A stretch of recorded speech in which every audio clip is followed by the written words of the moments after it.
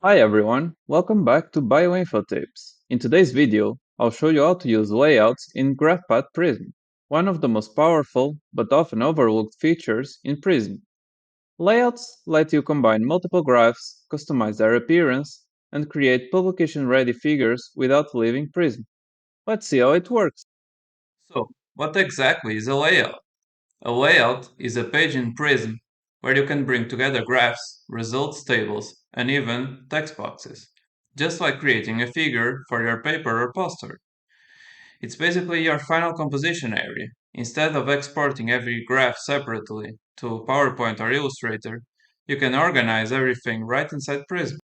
To create one, go to the New Layout button in the toolbar or right-click on any graph in a project explorer and select Send to New Layout. You'll see a blank canvas where you can insert multiple graphs. You can resize, align, and adjust the spacing between them easily. Prism automatically helps with the alignment guides. You can even duplicate layouts if you want to test different arrangements for your figures. Once your graphs are placed, you can fine-tune the figure, adjust the font sizes and colors to make the figure consistent, add text boxes, titles, or legends. Use arrange followed by align to make everything perfectly straight. If you need to edit one of the graphs, you can double-click it. Prism takes you back to the original graph page to make changes, and they'll update automatically in the layout.